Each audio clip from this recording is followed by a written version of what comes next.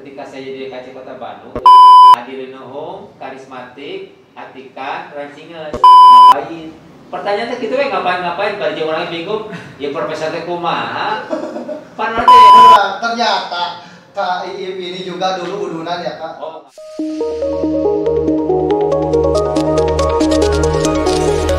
Assalamualaikum warahmatullahi wabarakatuh.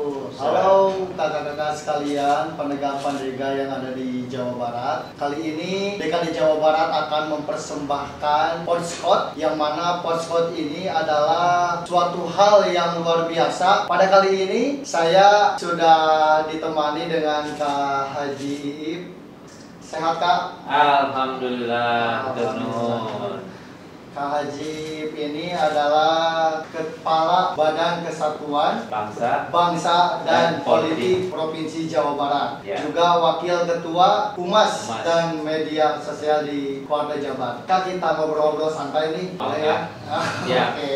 Sebelum ke pertanyaan yang sangat begitu berat, kita pertanyaan santai-santai dulu Kak. Mungkin Kakak pada kesempatan hari ini sehat ya, alhamdulillah. Alhamdulillah. Apa Kak, di masa pandemi ini kan orang-orang tuh banyakannya, ya. Kalau saya itu mempercayai Kakak tidak ada kata gabut sepertinya. Oke. Kesibukan Kakak nih di masa pandemi apa nih Kak? Selain ke kantor. Ya, yang pertama terima kasih ya, DKD sudah luar biasa bikin Podscot ini, dan yang pertama saya diberi kesempatan untuk hadir di sini. Sesuai dengan pertanyaan tadi, ini memang masa pandemi yang sulit untuk bangsa Indonesia dan kita dunia pada umumnya. Oleh karena itu kita berdoa mudah-mudahan pandemi ini segera berakhir dan kita menemukan vaksin yang cocok, yang pas begitu ya, sehingga boleh dikatakan ke depan yang namanya COVID ini kan tidak bisa hilang. Jadi sama live together kayak dulu flu, obatnya iya gitu. Selesai gitu. Nah, ini yang belum kita dapatkan. Kenapa belum didapatkan? Memang faktanya sudah beberapa vaksin, beda-beda merek segala macam, tapi itu semua upaya untuk bagaimana kita kembali imun terhadap penyakit ini. Ada yang persentasenya 65, 70, 80, artinya belum ada yang maksimal. Kalau sebab itu pasti ada yang terjadi sudah divaksin kok Masih positif. Masih positif. Nah, itu juga bagian memang upaya usaha manusia untuk mencari itu.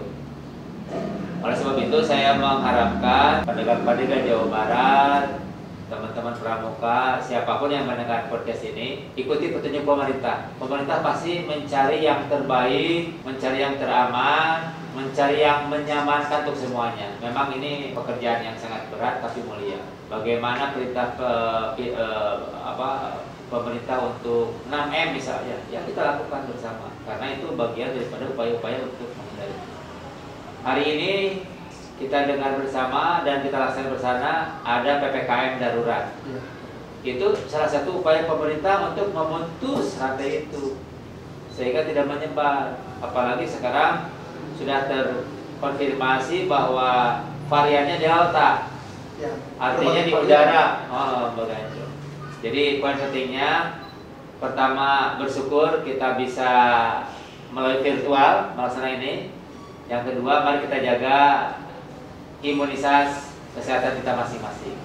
Saya begini karena diatur pemerintah, tidak pakai masker ya pakai masker, cuci tangan, makan tidak bareng misalkan, ya itu kita lakukan lah.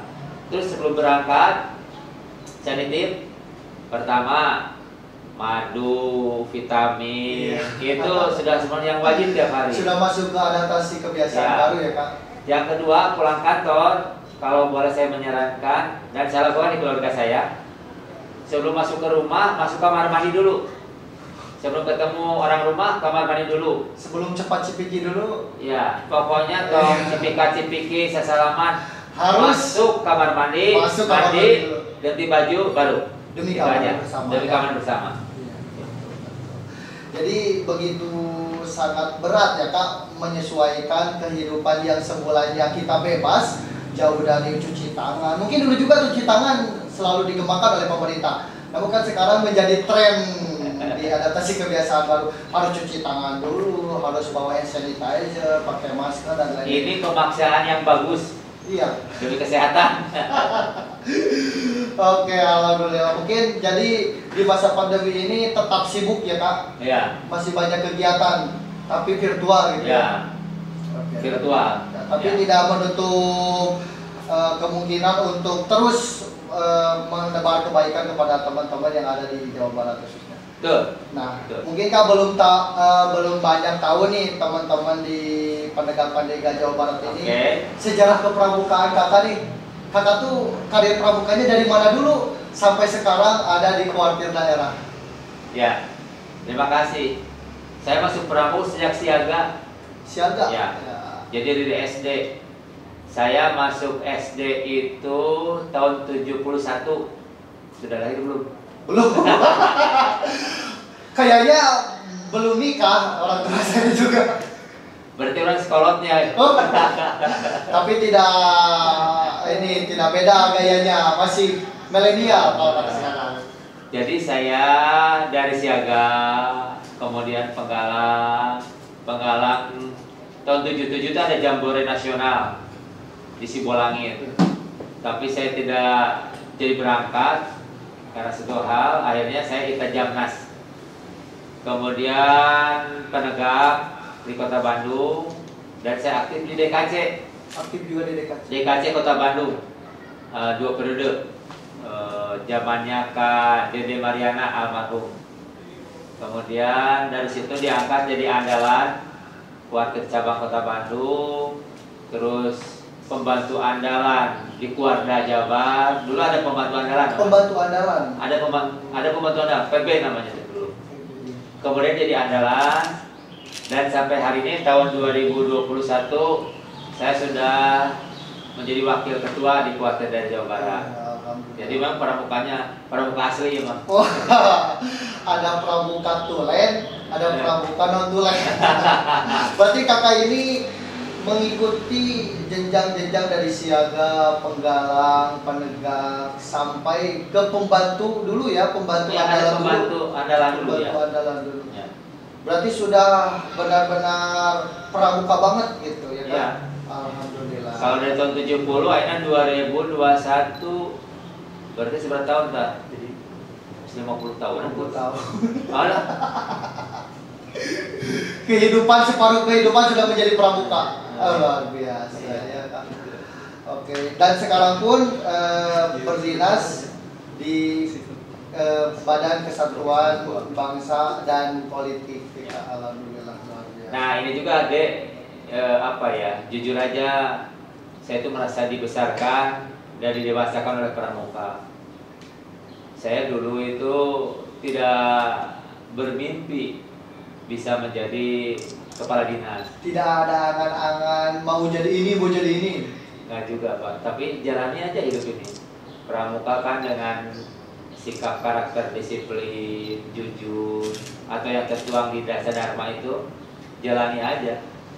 Allah akan memberikan rezeki. Kita kan tidak paham, seperti anak hari ini, 5 tahun, 10 tahun kemudian mau jadi apa nggak paham.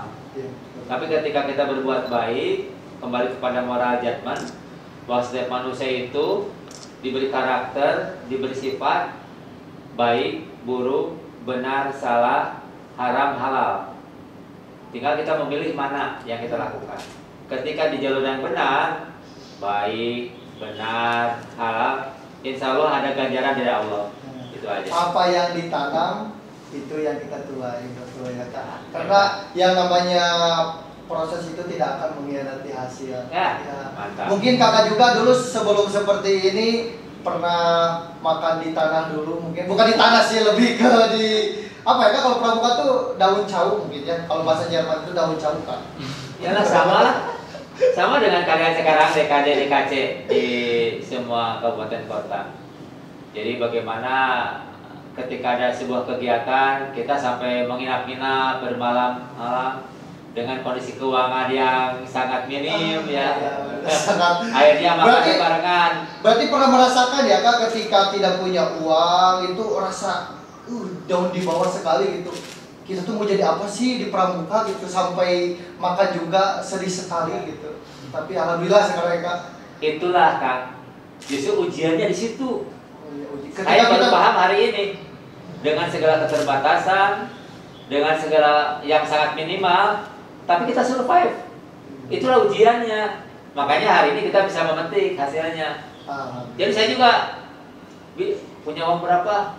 Cukup sapiringan babarengan di uang ya. My trip, my udunan. Nah.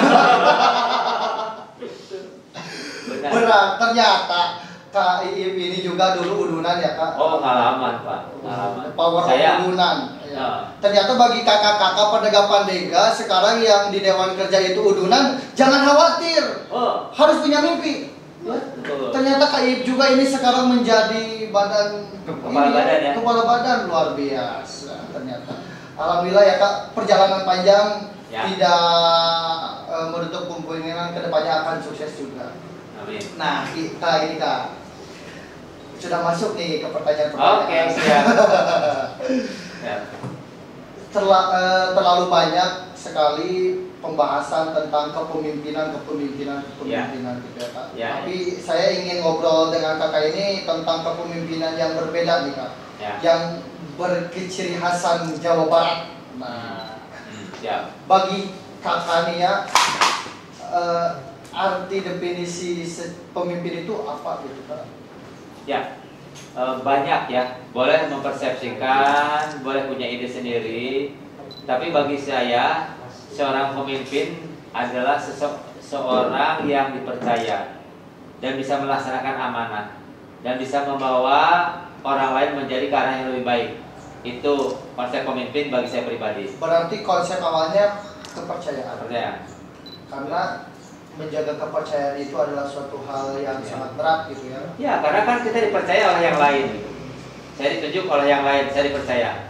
Ketika dipercaya, amanah dong.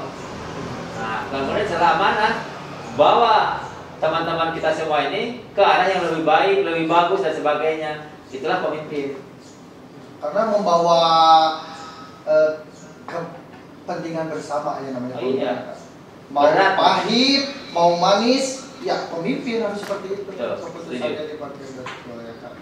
Nah, bagi kakak nih Kak, kan kakak punya buku ya. Ya. Buku ini.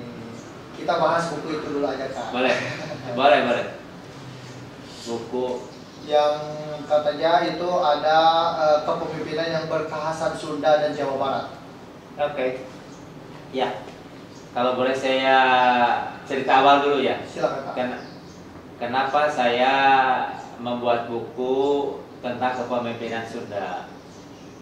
Karena saya tidak lepas hidup itu ngadulungan.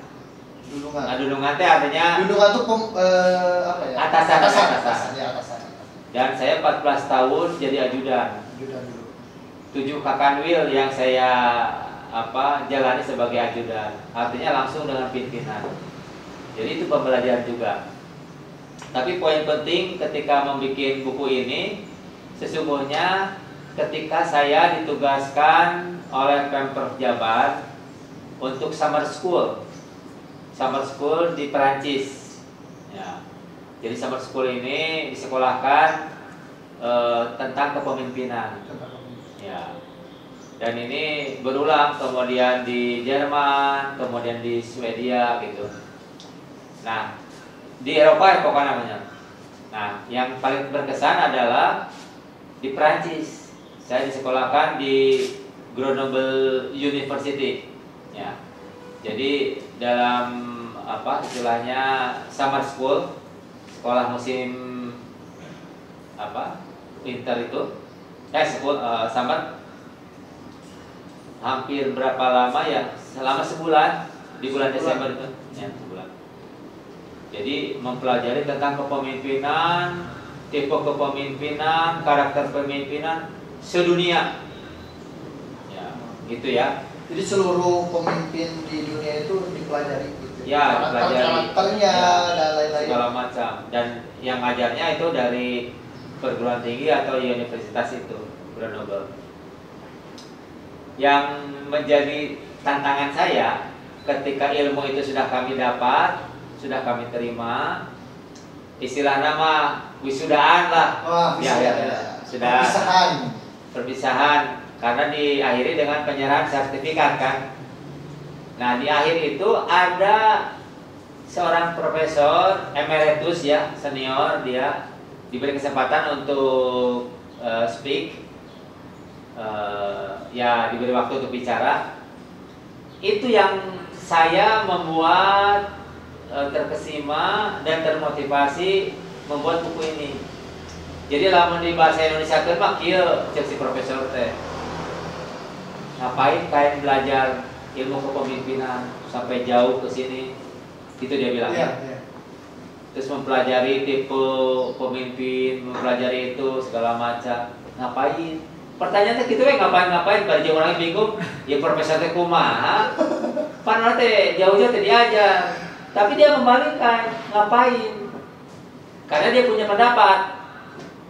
Pendapat dia, sesungguhnya belajar pemimpin itu tidak ke luar negeri, tapi di dalam negeri, dan di dalam negeri juga lokal saja. Karena di mana Anda akan menjadi pimpinan di situ. Betul, di mana Anda berpijak, di situ lagi dijunjung. Kenapa? Karena ilmu kepemimpinan yang akan nerap, yang akan diikuti, ada yang berlaku di daerah itu. Iya, betul. Tidak mungkin Anda mengambil tipe kepemimpinan di Perancis diterapkan di Indonesia atau di Jawa Barat misalkan. Can tentu benar, can tentu sarua, can tentu sesuai. Itulah kalimat nama. Iya, betul. Bener oke cek urang. Ini benar juga saya bilang, hebat juga profesor.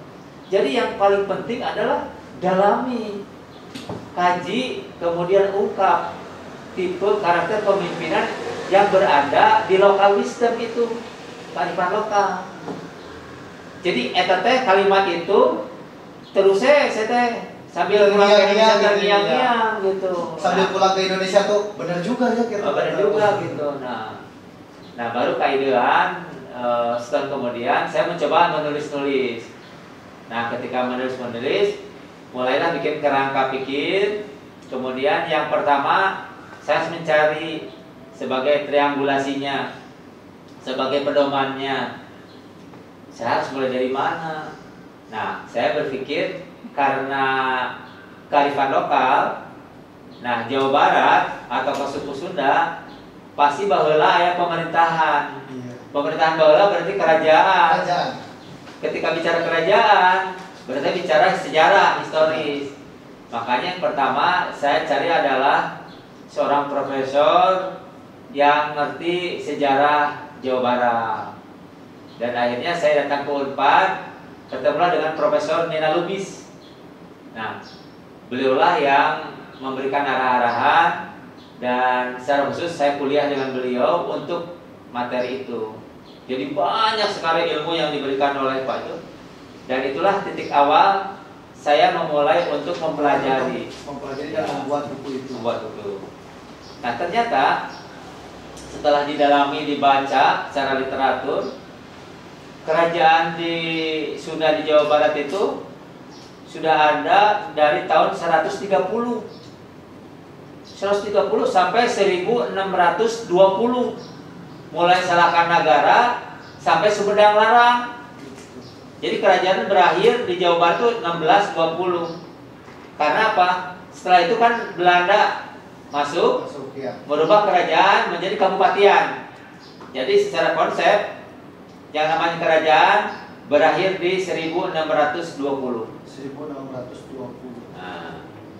Nah, dari perjalanan sejarah itu saya mulai mendalami literatur.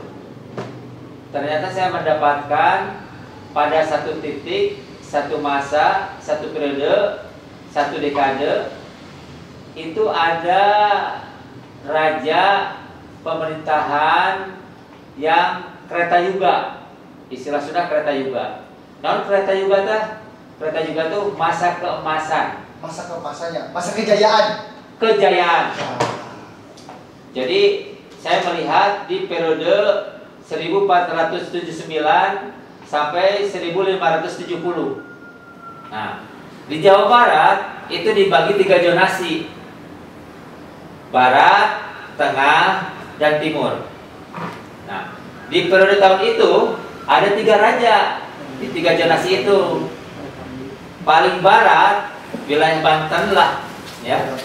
Ya, itu dipimpin oleh Sultan Maulana Hasanuddin. Sultan Maulana Hasanuddin. Ya. Tengah Ciamis, Sumedang Larang sebagainya, Galuh Pakuan. Itu dipimpin oleh Prabu Siliwangi yang kita kenal. Iya, betul. Sampai hari ini kan. Hari ini Prabu Siliwangi. Kodam Siliwangi. Pokoknya kalau Siliwangi pasti untuk orang Sunda mah familiar. Nah, itu yang tengah. Yang timur Cirebonan ke sana menjelang Yang timur ya. Timur lah ya, Jawa Barat bagian timur. Itu yang mimpin Sunan Gunung Jati. Jadi pada masa itu 3 raja di Jawa Barat atau di Tatar Sunda ini, tiga orang ini yang dianggap berhasil dalam memimpin kerajaannya atau pemerintahannya. Walaupun kita paham ya, pemerintahan kerajaan dengan hari ini kan berbeda.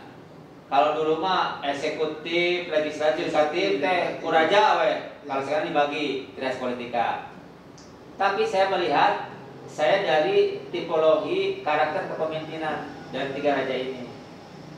Ya, dari 3 raja ini saya coba secara literatur saya turunkan apa sih kelebihan ataupun keunggulan dia memimpin. Jadi punya masing-masing keunggulan dari Iya. dari 3 pemimpin ini gitu ya. Iya.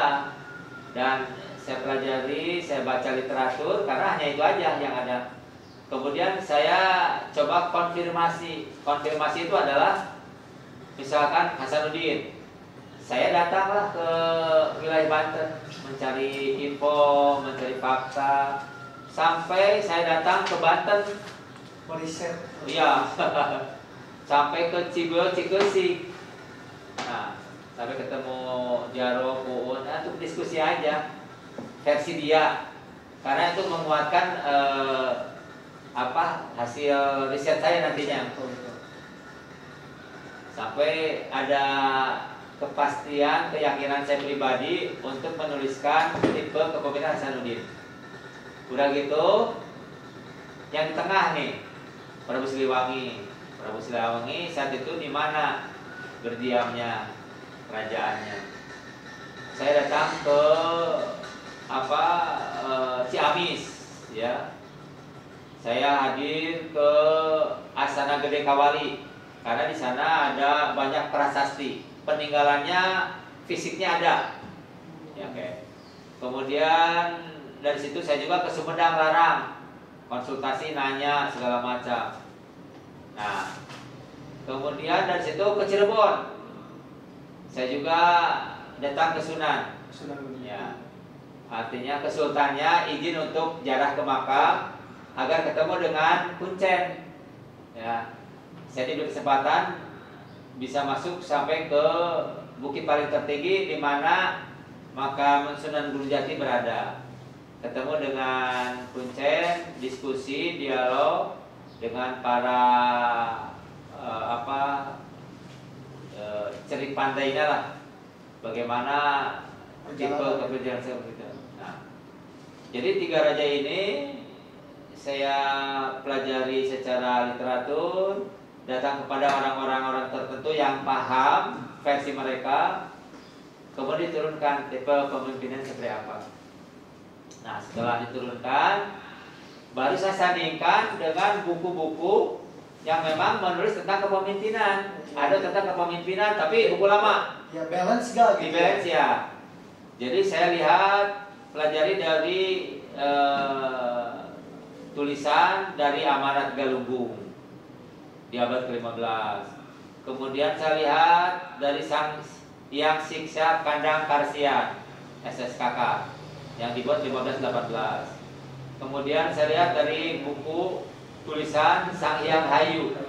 Itu saya lihat dari fragmen Cerita Parahyangan yang membicarakan tentang kepemimpinan. Nah, dari turunan tipe pemimpin 3 raja itu dikawinkan dengan buku-buku itu. Maksud dikawinkan itu dikombinasikan. Dikomunikasikan. Dari kombinasi itu mengeluarkan formulasi baru. ternyata ada kesamaan. Ada formulasi baru Ah. dari 3 karakter ini. Itu dengan buku-buku itu Iya. ternyata ada yang sama. Nah, itulah formulasi baru yang saya anggap kemudian itu menjadi tipe kepemimpinan Sunda. Nah, apa yang samanya dari 3 raja dan dari buku-buku yang ada itu? Ternyata tipe kepemimpinan, karakter kepemimpinan raja-raja yang 3 ini sama dengan buku yang mereka juga masa kemasannya yang benar-benar terjadi pada masanya, karena kan Gemah Ripah, Jidawi, Wibawa Mukti segala macam hebat. Itu di 3 itu raja itu dia memiliki sifat karakter adilinuhung yang pertama. Adiluhung. Adilinuhung. Adiluhung. Adilinuhung. Nah, apa adilinuhung itu? Jadi berkeadilan yang dipertanggungjawabkan kepada Tuhannya. Jadi gini deh, adil itu bukan berarti 50-50. Ya harus sama rata enggak? Tidak, tapi adil itu menempatkan sesuai dengan kebutuhannya atau tempatnya. Jadi proporsional. Seperti saya punya anak nih, kakaknya paling gede mahasiswa, adiknya paling kecil SD kelas 4. Ketika ngasih uang kan nggak bisa sama. Ini 50.000, ini 50.000, tidak juga. Pasti akan berbeda. Mungkin ini 80.000, yang ini 20.000 misalkan. Artinya proporsional.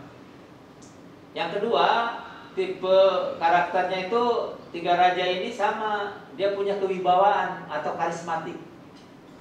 Karisma. Kalau kan itu seorang pemimpin harus punya karismatik gitu kan. Punya karisma. Itu naonnya kecuni itu. Tidak ada cecentilan. Iya. Jadi wibawa itu muncul. Bisa muncul karena turunan atau juga muncul karena pembawaan dia. Orang jadi hormat, jadi salut, jadi apa namanya? Ya orang melihatnya dia segar, karisma, segar gitu. Itulah. Jadi ini juga bisa dirasakan oleh mereka yang atau kita, wah si bapak ieu mah berwibawa, berkarakter kan kayak begitu. Karismanya keluar. Nah, kemudian ada kesamaan lagi apa? Atikan. Atikan itu apa? Jadi raja-raja ini tidak pernah mengenal tidak belajar. Jadi belajar terus. Jadi merasa kurang ilmu itu.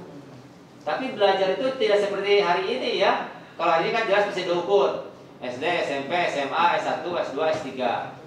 Kalau dulu tuh belajarnya kepada mungkin resi, kepada ulama, kepada alam, kepada sama. Jadi itu yang disebut pembelajaran. Jadi atikan itu mencari ilmu, mencari informasi, melihat suasana dan segala macam, belajar dari alam, itu belajar. Jadi tidak berhenti dan belajar. Ya karena dulu tuh tidak ada S1, S2, S3 ya. Belum ada. Jadi lebih mencari ke para pakar-pakar. Setuju pakar. Ya pakar perang yang jago misalkan siapa? Datangi gitu. Ya ahli ekonomi datangi gitu. Walaupun dia seorang raja, tidak malu gitu. Tidak malu untuk belajar. Itulah sebut atikan. Karakter itu ada di mereka. Nah, yang keempat rancinges. Ini ciri khas Sunda pisan. Rancingesnya naon? Calakan teh naon? Tangkas, sigap, ya, gesit. Dia bisa mencari peluang yang baik, mencari momen dan timing. Kan itu hese. Stamina beda. Mencari timing, mencari momen. Itu yang tepat kan itu akan hebat. Sangat perlu sekali pemimpinnya mencari timing dan Nah, dari 4 karakter itu saya ringkas. Adilinuhung, karismatik, atikan, rancinges. Saya singkat menjadi akar. Nah, jadi tipe kepemimpinan Sunda teh harus memiliki akar. Naon? Adilinuhung, karismatik, atikan, rancinges. Nah, dan itu ternyata tanpa sengaja kenapa jadi akar? Kalau dilihat akar filosofinya kan sebuah pohon Dia akan kuat batangnya, dia dapat berbunga, dapat memberikan buah yang segar yang manis karena akarnya bagus dan kuat. Ketika akarnya jelek, tumbanglah pohon itu. Jadi itu juga ada filosofi pohonnya ternyata masuk di sini. Nah, itulah yang saya dapatkan. Kenapa saya berinisiatif untuk menulis buku? Karena saya juga belum melihat ada buku yang membicarakan kepemimpinan di kehidupan lokal. Mungkin ada, tapi masih parsial perorangan. Ini saya coba kawinkan 3 raja dengan karakter yang sama, dikawinkan dengan buku yang ada, muncullah akar. Oke, sementara itu bagian dirinya capek. Luar biasa. Saya tuh sampai terkesima gitu Kak. Ada pemikiran lebih ke bagaimana kita bisa mencetuskan kepemimpinan gaya Sunda. Dan tadi kita ada lugu, karisma, atika, dan lain-lain. Apakah ini kali saya ingin bertanya dulu nih, apakah akar ini tidak akan tertelan oleh waktu dengan gaya kepemimpinan dan zaman sekarang Kak? Ya, kalau saya pikir ini tidak akan Pak, karena ini lebih kepada karakter yang nempel pada diri pribadi. Ya, walaupun ini dunia maju, iya mah tetap perlu. Karena apa? Tadi Morajan pun kembali. Morajan benar. Kita bisa memilih baik, buruk, benar, salah, halal, haram, halal. Nah, ketika kita melakukan yang benar, baik, halal, dan itu tuntunan agama sampai akhir kapanpun ya. Nah, ketika karakter yang ada pada diri masing-masing itu adil, itu kan kebaikan Pak. Wibawa juga untuk menjadi wibawa seperti apa? Nah, seperti kalau saya coba interpretasikan, apakah PNS di Jawa Barat bisa berwibawa? Bisa. Konsep Pak Ridwan Kamil, bagaimana cara bisa berwibawa? Pertama, dia berintegritas. Apa berintegritas itu? Tidak korupsi. Tahu, punya harga diri, punya kehormatan, integritas. Terima kasih. Saya semangat deh kurang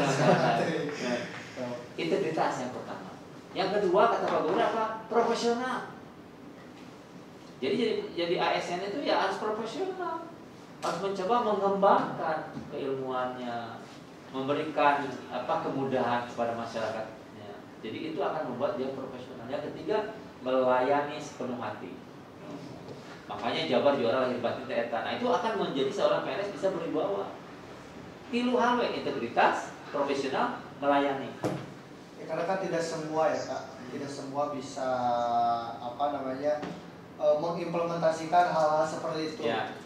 Jadi sosok udah jadi pemimpin, tak orang pemimpin, kurang raja, orang kan banyak seperti itu juga. Tapi untuk para penegak-penegak ini sangat luar biasa. Konsep akar ini harus benar-benar disebarluaskan Kak. Iya, betul. Ini bukunya udah rilis belum Kak?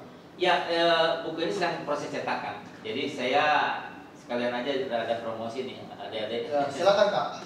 Saya bikin 2 buku. Yang pertama ini Ajudan ya. Sudah ada. Pak Ajudan ini sebentar lagi akan ada di Gramedia, di Toga Mas, toko-toko buku. Di samping bisa juga beli melalui e-commerce. Yang kedua buku ini tentang akar kepemimpinan Sunda. Nah, ini sedang proses cetak. Jadi tapi sudah ada ISBN, kan ini harus resmi juga ya. Nah, mudah-mudahan menyusul buku ajudan saya. Jadi ini nanti bisa dilihat. Dan saya berpikir ini penting bagi dari penegak penegak. Kenapa? Karena besok lusa yang jadi pemimpin Anda. Saya kan usianya sudah kolonial, Anda kolonial, milenial. Milenial Pak. Milenial. Anda milenial, saya sudah kolonial. Pasti ada meregenerasi. Itulah kehidupan yang sangat alami sekali. Jadi saya merekomendasikan baca. Kenapa? Biar kacang tidak lupa pada kulitnya. Biar bibit buih si keserernya itu bisa memperlihatkan karakter bangsa yang sesungguhnya. Ini bicara kearifan lokal. Sadin akan mengembangkan budaya dan ini sudah bagus Pak. Kenapa sudah bagus? Pengalaman sejarah mengatakan bagaimana Prabu Siliwangi itu yang bisa menciptakan negaranya itu gemah limah lojinavi biwabukti coba. Artinya berhasil pada masanya. Jadi bisa berulang. Karena apa? Nilai-nilainya, value-nya itu yang benar, yang baik. Nah itu terapkan aja begitu. Karena kan setiap zaman ada orangnya, setiap orang ada zamannya. Zamannya. Mungkin sekarang zamannya KII, Nah, Tiket iya. Papua. Iya. Barangkali nanti saya, Bisa jadi, kan? ya, Barangkali nanti saya jadi gantinya Ridwan Kamil. Bermimpi mah bebas ya. Ya, yang penting mah kita proses dulu. Jangan terlalu memikirkan di pramuka saya nggak punya uang jajan nih. Kita itu mah hal-hal yang di luar non teknis. Wah. Yang penting bagaimana kita yakin, kita punya mimpi, kita belajar. Ya, setuju. Sebab saya juga kan dari situ Pak, saya juga jalani aja begitu. Ketika mimpi ingin jadi itu kan gini nih, kan kalau mau jujur mah.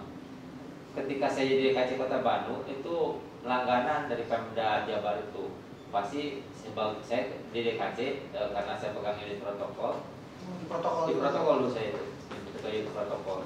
Nah, pasti setiap PHBN peringatan Hari Besar Nasional, Hari Pahlawan 17 Agustus, pokoknya Hari Besar Nasional, pasti saya akan tugasan membawa pasukan untuk baris berpenegak hari SMA, saya SMA 9 sampai bulan gitu. Nah, ketika baris itu kan 3.000 kami ya melihat gedung sate. Ketika saya SMA, ketika mahasiswa juga, aduh saya ingin kerja di gedung sate. Itu kan mimpi saya, keinginan saya. Tapi kemudian pada waktu itu saya ketika lulus SMA masuk perguruan tingginya kan dulu zaman saya perintis namanya perintis, jadi boleh milih 3. Saya milih ITB, Unpad, IKIP.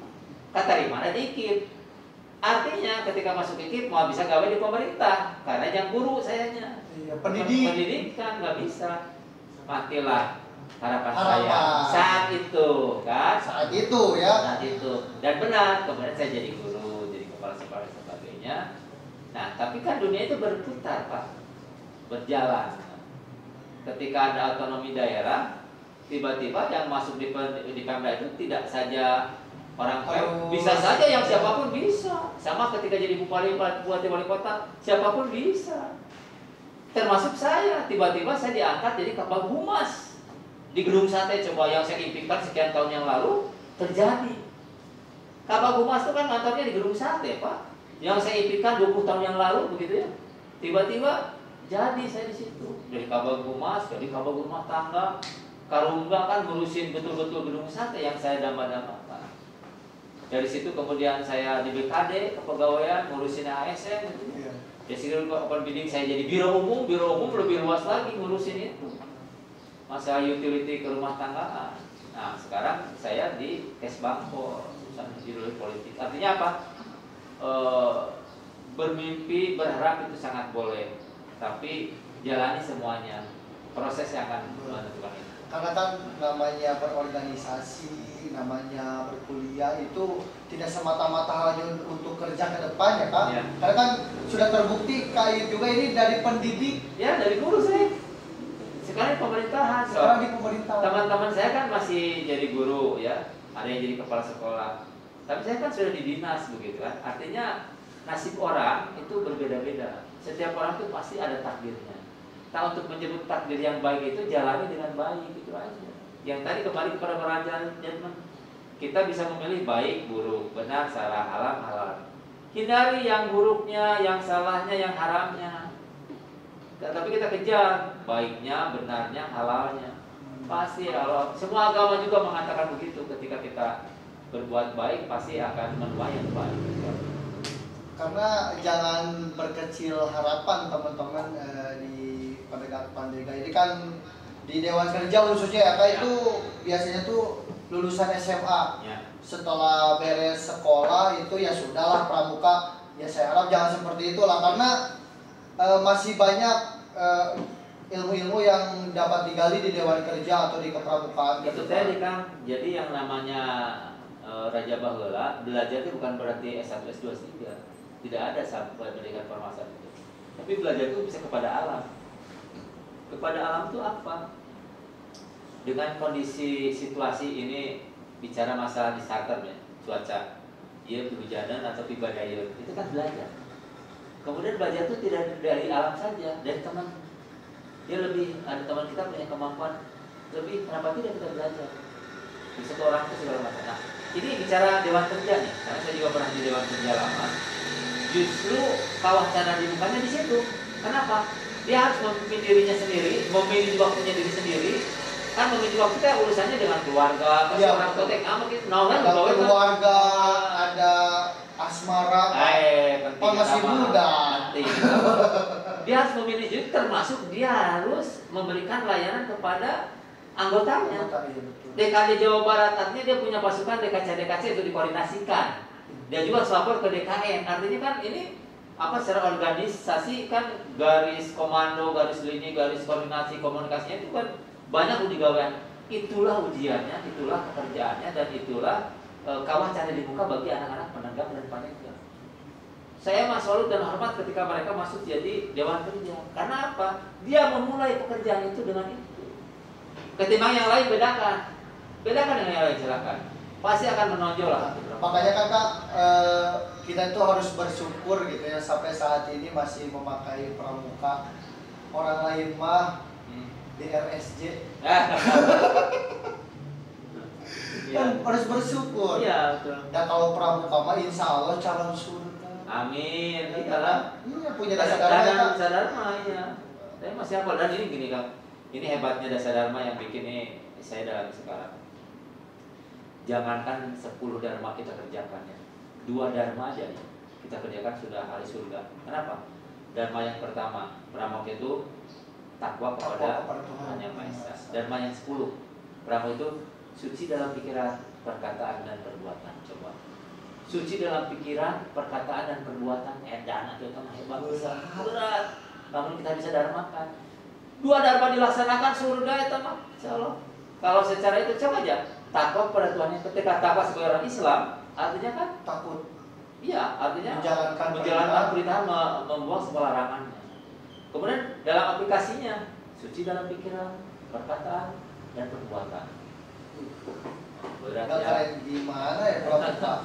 Bagaimana pengimplementasiannya saja? Ya, itulah makanya. Tapi makanya saya bilang juga memulai belajar dari diri kita. Untuk memanage diri sendiri, kemudian juga bagaimana memanage organisasi. Nah, insya Allah akan seimbang itu. Oke, alhamdulillah Kak, ini banyak sekali ilmu yang saya dapat pada pagi hari ini. Nah, berarti tadi sudah disampaikan ya Kak, ada yang namanya akar itu adalah satu role model Ya, baru, role model ya. role model baru, bahwasanya pemimpin lokal Jawa Barat itu ya harus akar. Ya, betul. Seperti itu karena dulunya itu kerajaan, lalu masuk ke kabupaten ya? Ya, dari kerajaan itu terakhir di 1620. Ketika Belanda datang, tidak ada kerajaan lagi oleh Belanda, kabupatian namanya. Jadi saya menamakan istilah kerajaan teh mulai tahun 130 sampai 1620. Dan ada satu pembelajaran ini nilai patriotis nilai toleran. Saya ingin katakan juga kepada Anda semua, berbahagialah Indonesia punya Pancasila. Kenapa? Karena kalau negara yang tidak punya Pancasila, banyak contohnya. India, dia tidak punya Pancasila, tidak punya sila pertama ketuhanan yang Maha Esa. Akhirnya dia ingin negara itu negara ketuhanan satu. Apa yang terjadi? Pecah. Jadi Bangladesh jadi Palestina. Jadi dari Bangladesh dan jadi Pakistan. Itu kan bagian karena tidak punya Pancasila. Kita bagian punya Pancasila, sila persatuan Indonesia, sila ketiga. Coba lihat Yugoslavia, tidak punya persatuan. Apa yang terjadi? Provinsi-provinsinya jadi negara. Jadi di perdayaan itu punya. Jadi negara, state ya. Seperti orang akhirnya lah menjadi negara, misalkan Padang, Bali, misalkan jadi negara sendiri, Papua sendiri. Jadi orang teh ke Padang, kudu pakai paspor yang bisa. Padahal Indonesia kene kan itu ramai. Keadilan sosial bagi seluruh Indonesia. Anda melihat Amerika teh hebat, gitu, luar biasa maju. Tapi Anda lihat di sana, turun di pesawat ya. Apa tidak banyak yang miskin, yang jelek banyak. Karena apa? Kapitalis, ngebenghar, nusangsara marisiko dia. Tapi Indonesia, nubenghar, boleh benghar, tapi jangan lupa kepada teman-teman yang tidak beruntung. Keadilan sosialnya di situ maksudnya. Artinya berbahagia di Pancasila. Nah ini kenapa saya katakan itu? Karena Pancasila termasuk toleransi. Prabu Siliwangi itu raja yang kita kenal. Karena dulu itu kan Islam kan agama terakhir kan. Jadi yang ada agama di Indonesia itu pertama itu di tahun 130-an Hindu. Hindu itu pertama yang ada. Sebelumnya kan ateis. Masuk Hindu, tahun 200-an masuk Buddha, Konghucu, kemudian Kristen dan sebagainya. Baru Islam. Tahun 1500-an Prabu Siliwangi dia beragama memegang teguh Hindu Siwanya. Tapi istrinya diberi kebebasan dan anaknya untuk memeluk agama Islam. Artinya apa? Toleransi. Pemajikannya Islam, anaknya Islam, manena Hindu. Artinya nilai toleransinya itu ada di sana sudah. Satu rumah. Subang Larang kan istrinya Islam, Pak. Muridnya Syekh Kuro. Punya anak Rara Santang, Kian Santang itu Islam. Tapi dia mendeklar silakan beragama Islam dan dia mengatakan tidak boleh mengganggu tempat ibadah agama Islam. Itu nilai toleransi, Pak. Karena kita hidup di Indonesia itu kan tiba heula geus aya beda agama, beda ras, beda budaya, beda bahasa. Tinggal kita saling menghormati. Tapi kok sekarang ramai. Nah, itulah. Ada apa ini? Ada apa? Jadi kan dari dulu juga sudah ada toleransi yang sangat luar biasa. Iya, betul. Kenapa jadi liar gitu ya? Jadi memang hal-hal itu yang membuat kita aneh gitu. Makanya anak-anak pramuka harus jadi pelopor ya, Kak. Ya, bagaimana kan setidaknya kita menjadi pengingat lah ya. Untuk menegur. Kamu jangan gitulah, kamu jangan ini kan. Kami pun sama lah. Agama itu pasti mengajarkan yang baik-baik dan lain-lain. Ya. Terakhir ya Kang ya, saya ingin menyadur ada pendapat dari seorang ulama besar. Ateis dimusuhi karena tidak bertuhan. Ya. Bertuhan dimusuhi karena Tuhannya beda. Karena saya tanya, Tuhannya sama dimusuhi karena nabinya beda. Nabinya sama dimusuhi karena alirannya beda. Alirannya sama dimusuhi karena pendapatnya beda. Pendapatnya sama dimusuhi karena partainya beda. Partainya sama dimusuhi karena pendapatnya beda. Nah itu kan kemudian apa kamu mau hidup sendirian di muka bumi untuk menguasai keserakahan? Jadi artinya kita hidup itu kan sudah banyak orang. Jadi nilai sosialnya itu harus makhluk sosial. Makhluk sosial tidak bisa lepas. Jadi mau dicari perbedaan beda pasti. Menurut saya carilah persamaannya, maka kita hidup akan nyaman. Iya, sangat luar biasa nih Kak. Ya. Saya banyak terima kasih nih ke Kak Iip sudah bersedia untuk menginspirasi. Tadi ada akar gitu ya yang betul. Nantinya mungkin bukunya akan liris juga teman-teman. Jadi ditunggu saja nanti. Dan jangan lupa juga teman-teman di follow IG-nya Bangpol itu Bangkit ya Kak? Bangkit Jabar. Juga follow IG DKD Jawa Barat. Ya, nah, mungkin kali terakhir nih Kak nih. Ya. Kakak berikanlah motivasi kepada teman-teman penegak yang sekarang tuh bagi saya jomblo kan? Ya ini barangkali kalau ada ya tidak apa-apa. Ini Kak, motivasi kan sekarang kan sudah masuk ke era TikTokia. Ya. TikTokianya itu yang Allahu Akbar, yang generasi muda itu mau seperti apa ke depannya gitu ya. Tapi kita tidak bisa mengklaim semua yang main TikTok itu rusak juga. Betul. Karena banyak edukasi juga di sana. Ya. Nah, motivasi Kakak nih untuk teman-teman di era digital sekarang bagaimana Kak? Oke, sebelum lupa itu jangan melihat TikTok itu negatif juga, ya, karena Cashbank juga bikin konten TikTok. Ya, ada banyak edukasi juga di sana. Jadi kita imbangi itu, jadi bisa follow IG kami Bangkit Jabar, itu ada YouTube, ada TikTok. Nah kembali yang tadi kan motivasi untuk teman-teman ketika di zaman era medsos ini, yang pertama jangan baperan. Maksud baperan kayak gini, maca WA atau naonnya, kemudian emosi ke bawah, calon bener ya teh, buatin hoax gitu teh. Jadi baca yang benar. Ketika Anda nggak paham, jangan suka di-share. Baca klarifikasi. Kalau boleh diklarifikasi. Kalau tidak cukup dihapus saja atau dihentikan saja. Kenapa? Bisa jadi dolim orangnya atau fitnah. Kita share lagi, belum tentu ini benar. Buatin itu bikinan orang untuk bikin kacau kan bisa terjadi. Ternyata kan sekarang banyak kejadian. Misalkan musim hujan besar, banjir, makam ini dekat kita nggak makam apa? Makam pahlawan Ciputra, Kaseret banjir. Itu keluarga yang di mana-mana riuh. Padahal itu 10 tahun yang lalu. Coba bayangkan kan itu dolim, bikin stres orang. Itu kejadian, banyak kejadian seperti itu. Gara-gara berita hoax ya, akhirnya mendolimi orang lain. Nah, jadi yang pertama baca dulu yang benar, klarifikasi, jangan bakaran.